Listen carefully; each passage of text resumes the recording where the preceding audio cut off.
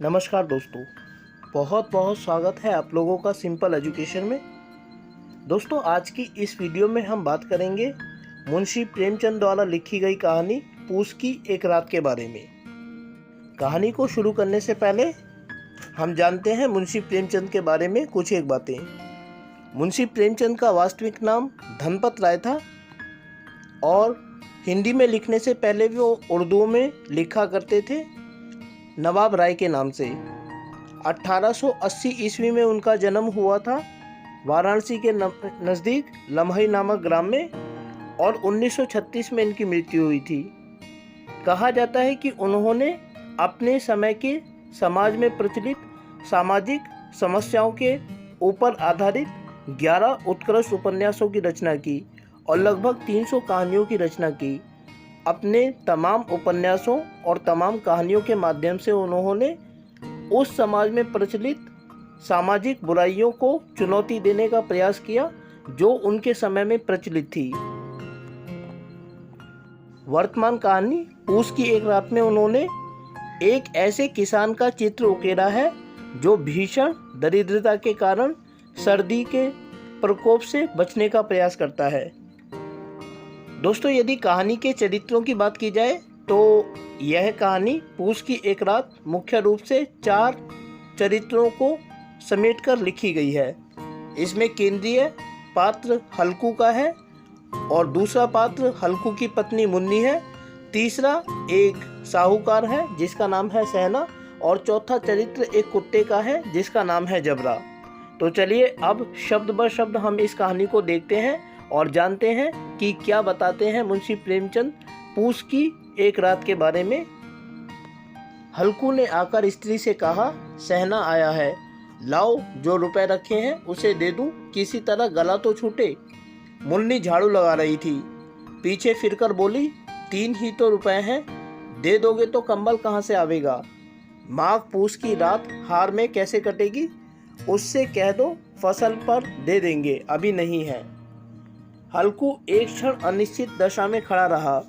पूस सिर पर आ गया, कंबल के बिना हार में रात को वह किसी तरह नहीं जा सकता, मगर सहना मानेगा नहीं, घुड़कियाँ जमावेगा, गालियाँ देगा, बला से जाड़ों में मरेंगे, बला तो सिर से टल जाएगी।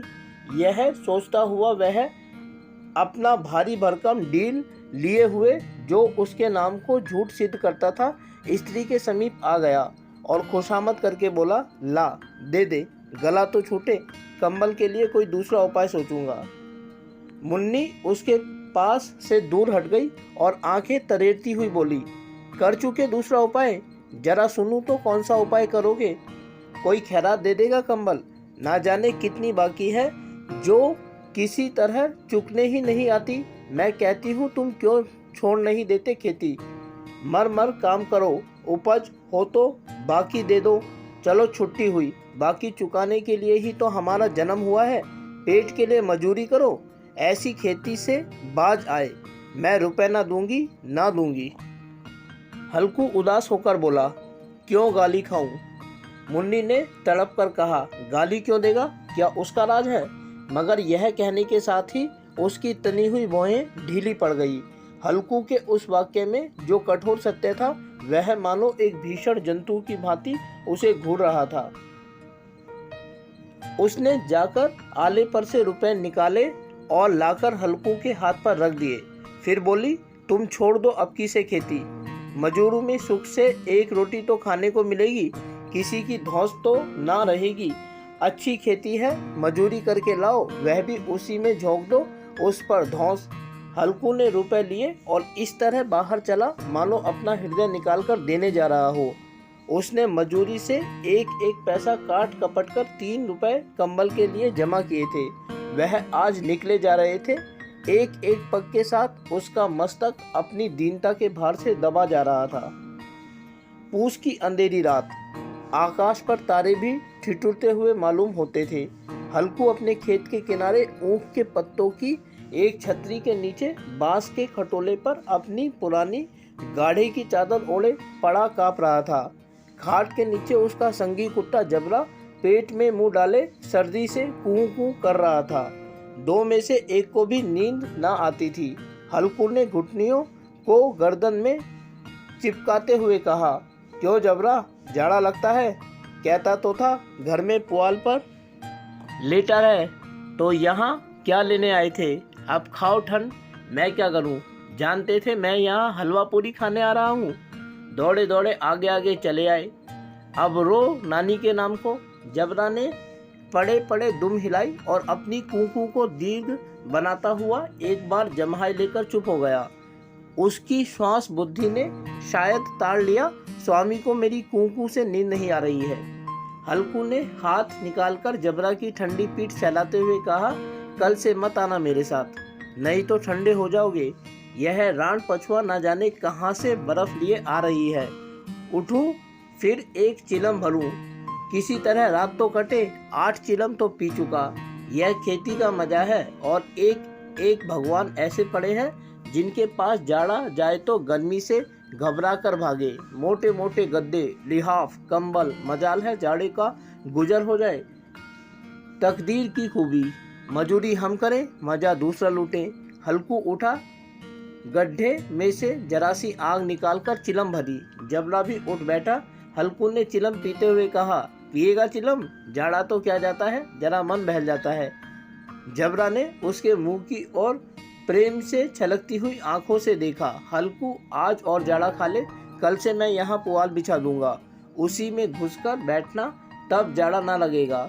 जबरा ने अपने पंजे उसकी घुटनियों पर रख दिए और उसके मुंह के पास अपना मुंह ले गया। हल्कू को उसकी गर्म सांस लगी। चिलम पीकर हल्कू फिर लेटा और निश्चय करके लेटा कि चाहे कुछ हो, अब की तो सो जाऊंगा। पर एक ही क्षण में उसके हृदय में कंपन होने लगा। कभी इस करवट लेटता, कभी उस करवट, पर जाड़ा किसी पिशाच की भांति उसकी छाती को दबाए हुए था।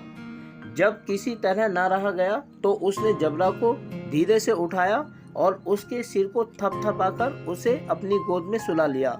कुत्ते की देह से जाने कैसी दुर्गंध आ रही थी, पर वह उसे अपनी गोद में चिपटाए हुए ऐसे सुख का अनुभव कर रहा था जो इधर महीनों से उसे ना मिला था।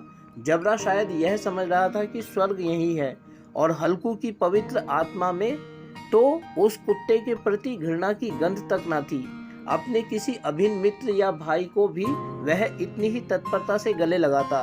वह अपनी दीनता से आहत न था, उसने जिसने आज उसे इस दशा को पहुंचा दिया। नहीं, इस अनोखी मैत्री ने जैसे उसकी आत्मा के सब द्वार खोल दिए थे और उनका एक एक अणु प्रकाश से चमक रहा था। सहसा जबरा ने किसी जानवर की आहट पाई। इस विशेष आत्मीयता ने उसमें एक नई स्फूर्ति पैदा कर दी थी जो हवा के ठंडे झोंकों को तुच्छ समझती थी। वह झपट कर उठा और छपरी से बाहर आकर भौंकने लगा। हल्कू ने उसे कई बार पुचकार कर बुलाया, पर वह उसके पास न आया। हार में चारों तरफ दौड़ दौड़ कर भूखता रहा।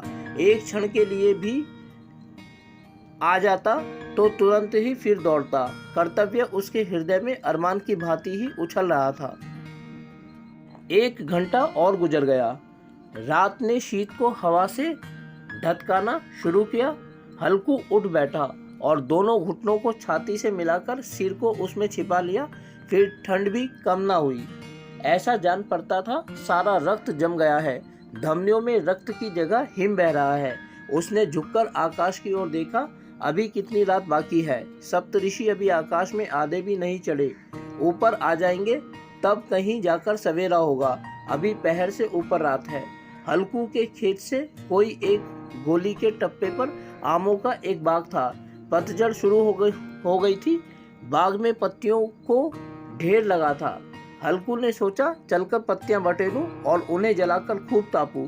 रात को कोई मुझसे पत्तियां बटोरते देखे तो समझे कोई भूत है, कौन जाने कोई जानवर छिपा बैठा हो, मगर अब तो बैठे नहीं रहा जाता। उसने पास के अरहर के खेत में जाकर कई पौधे उखाड़ लिए और उनका एक झाड़ू बनाकर हाथ में सुलगता हुआ उपला लिए बगीचे की तरफ चला।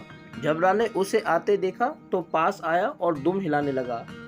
हल्कू ने कहा, अब तो नहीं रहा जाता जबरू, चलो बगीचे में पत्तियां बटोर कर तापें। ठंडे हो जाएंगे तो फिर आकर सोएंगे, अभी तो बहुत रात है। जबरा ने कूं कूं करके सहमति प्रकट की और आगे आगे बगीचे की ओर चला। बगीचे में खूब अंधेरा छाया हुआ था और अंधकार में निर्दय पवन पत्तियों को कुचलता हुआ चला जाता था। वृक्षों से ओस की बूंदें टप टप नीचे टपक रही थी। एकाएक एक झोंका मेहंदी के फूलों की खुशबू लिए हुए आया। हल्कू ने कहा, कैसी अच्छी महक आई जबरू, तुम्हारी नाक में भी तो सुगंध आ रही है। जबरा को कहीं जमीन पर एक हड्डी पड़ी मिल गई थी, उसे चिंचोड़ रहा था। हल्कू ने आग जमीन पर रख दी और पत्तियां बटोरने लगा। जरा देर में पत्तियों का ढेर लग गया। हाथ ठिठुरे जाते थे, नंगे पांव गले जाते थे और वह पत्तियों का पहाड़ खड़ा कर रहा था। इसी अलाव में वह ठंड को जलाकर भस्म कर देगा। थोड़ी देर में अलाव जल उठा। उसकी लौ ऊपर वाले वृक्ष की पत्तियों को छू छू कर भागने लगी।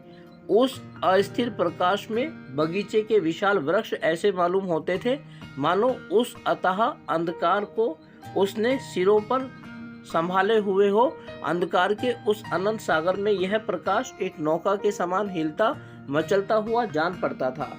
हल्कू अलाव के सामने बैठा आग ताप रहा था। एक क्षण में उसने दोहर उतारकर बगल में दबा ली, दोनों पांव फैला लिए मानो ठंड को ललकार रहा हो। तेरे जी में जो आए सो कर। ठंड की असीम शक्ति पर विजय पाकर वह विजय गर्व को हृदय में छिपा न सकता था। उसने जबरा से कहा, क्यों जब्बर, अब ठंड नहीं लग रही? जब्बर ने कू कू कर मानो कहा, अब ठंड क्या लगती ही रहेगी, पहले से यह उपाय न सूझा, नहीं इतनी ठंड क्यों खाते? जब्बर ने पूंछ हिलाई। अच्छा आओ इस अलाव को कूदकर पार करें, देखें कौन निकल जाता है। अगर जल गए बच्चा तो मैं दवा न कराऊंगा। जब्बर ने उस अग्नि राशि की ओर कातर नेत्रों से देखा। मुन्नी से कल ना कह देना, नहीं तो लड़ाई करेगी। यह कहता हुआ वह उछला और उस अलाव के ऊपर से साफ निकल गया। पैरों में जरा लपट लगी पर वह कोई बात ना थी। जबरा आग के गिर्द झूमकर उसके पास आ खड़ा हुआ। हल्कू ने कहा, चलो चलो इसकी सही नहीं, ऊपर से कूदकर आओ कूदो। वह फिर कूदा और अलाव के इस पार आ गया। पत्तियां जल चुकी थी। बगीचे में फिर अंधेरा छा गया था। राख के नीचे कुछ कुछ आग बाकी थी जो हवा का झोंका आ जाने पर जरा जाग उठती थी, पर एक क्षण में फिर आंखें बंद कर लेती थी। हल्कू ने फिर चादर ओढ़ ली और गर्म राख के पास बैठा हुआ एक गीत गुनगुनाने लगा। उसके बदन में गर्मी आ गई थी, पर ज्यों-ज्यों शीत बढ़ती जाती थी उसे आलस्य दबाए लेता था। जबरा जोर से भूंककर खेत की ओर भागा। हल्कू को ऐसा मालूम हुआ कि जानवरों का एक झुंड खेत में आया है। शायद नील गायों का झुंड था। उनके कूदने दौड़ने की आवाज़ें साफ कान में आ रही थी। फिर ऐसा मालूम हुआ कि खेत में चर रही हैं। उनके चबाने की आवाज़ चर-चर सुनाई देने लगी। उसने दिल में कहा, नहीं, जबरा के होते कोई जानवर खेत में नहीं आ सकता। नोच ही डाले, मुझे भ्रम हो रहा है। कहाँ, अब तो कुछ नहीं सुनाई देता। मुझे भी कैसा धोखा हुआ। उसने जोर से आवाज़ लगाई, जबरा जबरा। जबरा भूखता रहा, उसके पास न आया। फिर खेत के चरे जाने की आहट मिली। अब वह अपने को धोखा ना देखेगा। उसे अपनी जगह से हिलना जहर लग रहा था। कैसा दंदाया हुआ था इस जाड़े पाले में खेत में जाना। जानवरों के पीछे दौड़ना असहनीय जान पड़ा। वह अपनी जगह से ना हिला। उसने जोर से आवाज़ लगाई, लीहो लीहो लीहो। जबरा फिर भूख उठा।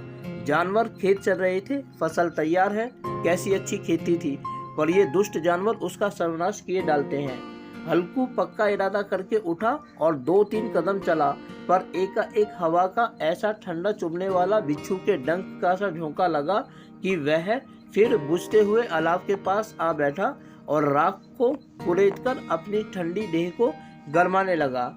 जबरा अपना गला फाड़ डालता, नीलगाय खेत का सफाया कर किए डालती थी और हल्कू गर्म राख के पास शांत बैठा हुआ था। अकर्मण्यता ने रस्सियों की भांति उसे चारों तरफ से जकड़ रखा था। उसी राख के पास गर्म जमीन पर वह चादर ओढ़कर सो गया था। सवेरे जब उसकी नींद खुली तब चारों तरफ धूप फैल गई थी और मुन्नी कह रही थी, क्या आज सोते ही रहोगे तुम?